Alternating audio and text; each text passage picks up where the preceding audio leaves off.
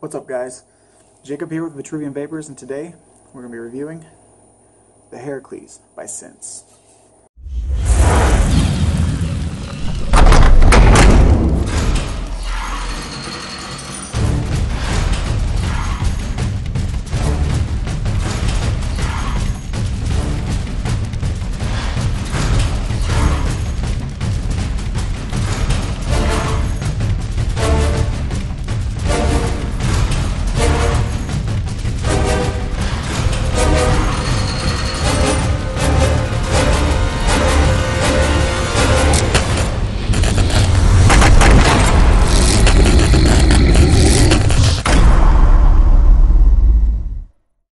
Like I said, we're going to be reviewing the Herakles. This is a new Sub-Ohm tank from a company called Sense. Until they came out with the Herakles, I'd never actually heard of this company, but apparently, if this is their first product, they are making a name for themselves right out of the gate. This thing is phenomenal. I can't wait for us to talk about it, and I gotta tell you, I'm looking forward to more things to come from these guys. So I've been vaping on it for about a week now, and I can't get enough of it. It's just a really phenomenal tank, and it's probably one of the, I gotta vape it again. For a Sub-Ohm tank, man, this thing can take a fucking beating, and it packs a fucking punch.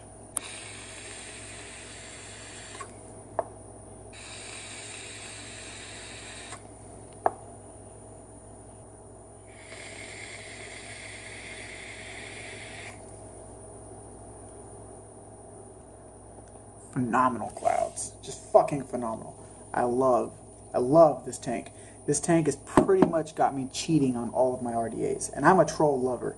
I absolutely love my troll. To me, there's no atomizer out there better than the troll. But this thing, I'm pretty sure the troll might find out that I'm having a love affair with the Herakles. I fucking love this thing. So, let me pull up my spec sheet real quick.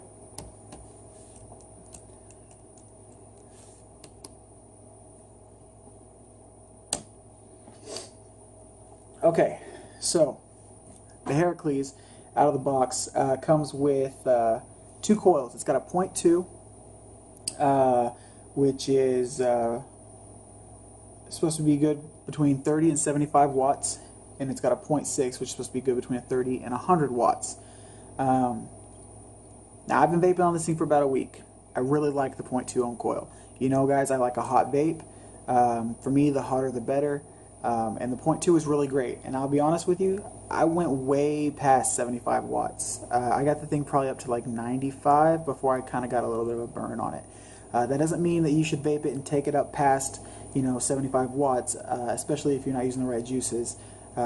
Thinner juices typically wick a little bit better.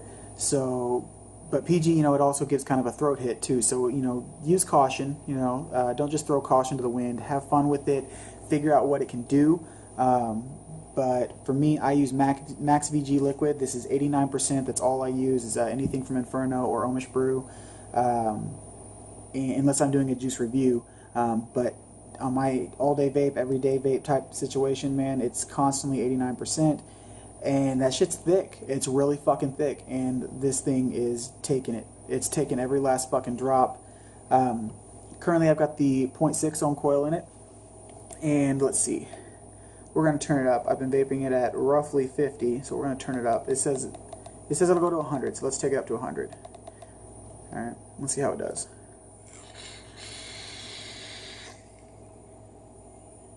Wow. Nice and warm, still packs a punch. This flavor is called Pineapple Express. It was actually a flavor designed by my wife, and I made it for her on the Omish Brew line. And essentially it's a pineapple upside down cake, and it's fucking phenomenal. Let's take it up a notch. We're going to go past 100. The spec says 100, but I'm going to see where it can go. So we're at 110 right now.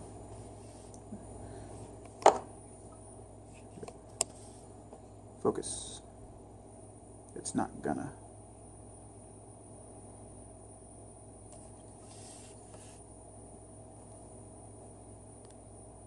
Fuck it. It's not gonna focus. Oh well. That's what happens when you use your fucking phone as a camera. I'm a cheap bastard. I'm at 110 watts. Man, that is nice and hot. Still no burn. So let's take it up some more. Let's go up to 130. 130 watts.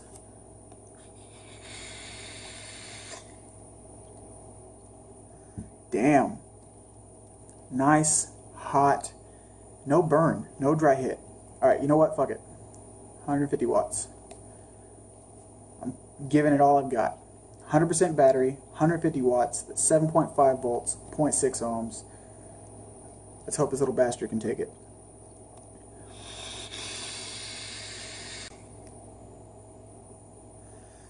Wow. I'm going to keep vaping on it because I'm sure it's going to go dry at some point.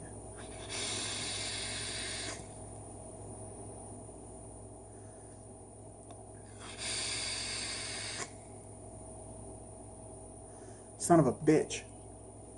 That is fucking good. The flavor is not as good as it was at like 80 watts or at 100 watts, but damn, it still packs a punch. It's got great vapor. The flavor is still really good.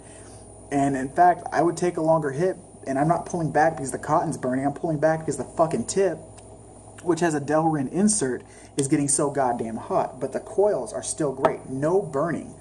Airflow is actually a tad bit restrictive. We're going to open that bitch wide open. Your airflow is down inside of this little heatsink fin right here. Alright, and it's got 3 different options, and when you turn it, it actually turns the ring to the next set of holes, which would be on the next side.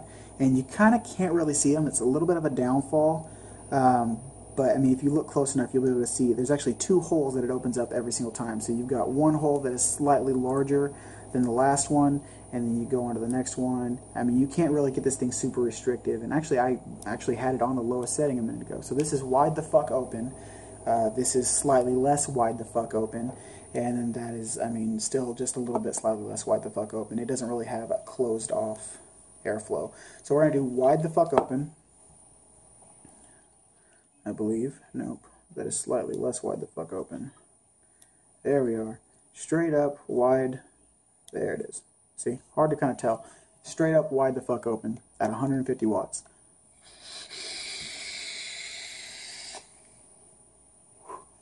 That's awesome. Phenomenal flavor now. You know what I find really cool about this? And this is maybe something you guys have caught on to. The 0.6 goes higher than the 0.2. Ain't that about a bitch? Typically, when it comes to sub-ohm tanks, the lower resistance of the coil, the higher that it'll go in wattage. So the Arctic comes out with the 0.2 ohm coil, which is supposed to go to like, what, 80, 100 watts. And then they have the, like, what, 0.6 or 0.5 ohm coil that doesn't do quite as much. Same with the Atlantis. The Atlantis has the 0.5, which can barely tap like 27 watts at max VG. And the 0.3 is supposed to go up to like 80. What the fuck is that shit? It seems like Herakles, in the sense, has got some fucking sense. But don't. So, let's see. Wicking material is 100% organic cotton. That's a plus for me. There is no RBA available yet, but by saying that, it makes me think maybe they're going to come out with an RBA attachment. That'd be pretty cool. It is 22 millimeters in diameter. And let's see. It comes with your 2 coils. Both are BVC bottom vertical coils. And an extra. It comes with an extra tank. It's Pyrex glass, so if this thing ever breaks, you've got a replacement tank. But the best way to avoid that is get yourself one of these badass Call to Ohms vape bands. Yeah, that is a shameless plug right there.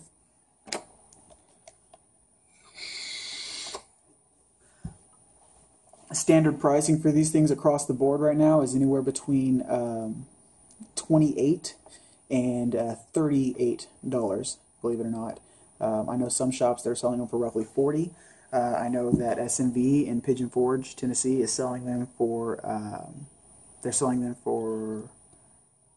No, I'm sorry, I lied to you. They're selling them for $39. They go between $38 and $48. So SMV is selling them for $39 right now, so you can get them for about $40. And they just got the black one in too, so I'm excited to give that one a try. I don't know what else to say about this thing, guys. It's fucking phenomenal. If you want one, get one. If you want the best fucking Sub-Ohm tank you're ever gonna vape in your life, I can't see anybody topping this. It does 150 fucking watts. Next thing that we need is just a fucking nickel coil. If you can make a nickel coil for this so it can do temperature sensing, it's a game ender. Okay, there's nothing that's gonna beat it. So yeah, that's my review on the Herakles. Take it or leave it.